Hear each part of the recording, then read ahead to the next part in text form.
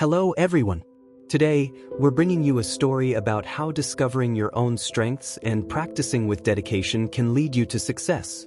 It's a tale that reminds us that we all have unique talents, and with the right mindset, we can excel at anything we set our minds to. Along the way, we'll also learn some new words and how to use them in sentences to improve our English in a fun and simple way. So, stay with us till the end. Musical note. Once, in a small, peaceful town, there lived a family in a quiet corner of the city.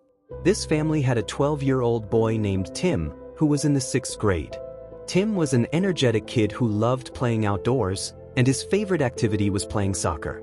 Almost every day, Tim would head out to the nearby public field, where he honed his skills. One afternoon, after coming home from school, Tim slumped onto the couch, looking deep in thought. He opened a school book, stared at it for a moment, then leaned back into the soft cushions with a dissatisfied look on his face. His father, who had just come in from the backyard, noticed this unusual behavior and walked over to his son. Sitting beside Tim, he asked what was bothering him. Tim explained that he had received a poor grade in math, but that wasn't what was truly upsetting him. He shared that his close friend and neighbor, Adam, always seemed to score high in math. No matter how hard Tim tried, he just couldn't seem to do as well. Hearing this, Tim's father went to get a glass of water to calm his son. Once Tim had relaxed a bit, his father took him outside to their small backyard garden, which was filled with shady trees and a peaceful atmosphere. "Tim," his father began, "I want you to understand 3 important lessons from what happened today. These are lessons that will guide you as you grow older." Tim, who deeply respected his father, was a bit confused but intrigued. "Can you explain those lessons, Dad?" he asked. "You will learn each lesson one by one, through a challenge I will give you," his father replied with a gentle smile.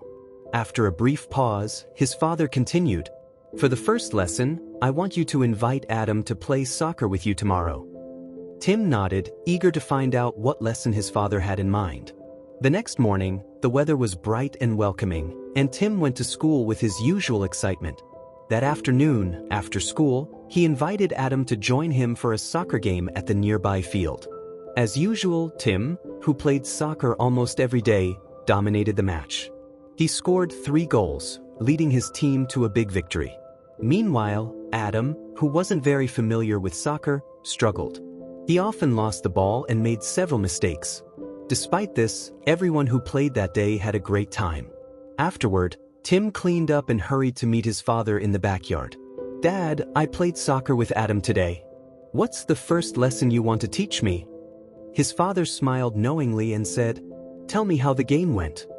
Tim described everything, from his 3 goals to how Adam wasn't very good at soccer. His father nodded and said, "Look at this, Tim. Adam may not be good at soccer, but he's great at math. Just like how you might struggle with math but excel at soccer. We're all different, and that's okay. We each have our own strengths and passions." Tim felt a wave of understanding wash over him. He realized that people are different and don't have to be the same. But, curious as always, he immediately asked about the second lesson. "For the second lesson," his father said, "I want you to pay close attention to Adam tomorrow at school. Keep track of how often you see him counting or working with numbers." The following day, Tim eagerly went to school, excited to complete his father's challenge. Throughout the day, he quietly observed Adam, noticing how often he was engaged in math-related tasks. After school, Tim passed the time playing soccer again until his father returned home. That evening, Tim approached his father and reported his findings. "Dad, Adam was counting a lot today. He was working on math problems, solving puzzles, even calculating things like change during recess. He even counted the petals on a flower." His father smiled warmly and said, "That's the second lesson, Tim. Adam is good at math because he enjoys it and practices it often. If you want to get better at something, you have to keep practicing, just like you do with soccer. It doesn't always have to be difficult. You can start with simple things, like counting petals on a flower." Tim smiled, realizing that he could improve in anything as long as he practiced consistently, just like he had with soccer. Without waiting, Tim eagerly asked about the third and final lesson. His father thought for a moment and said, For the last lesson, I want you to think about how much better Adam is at math compared to you. Tim paused for a second, then hesitantly replied, I think Adam is about 3 times better at math than I am. All right, his father said. For the last challenge, I want you to study math 3 times harder tomorrow. Tim swallowed nervously but nodded, determined to tackle the final challenge. The next day after school, Tim sat down to study math.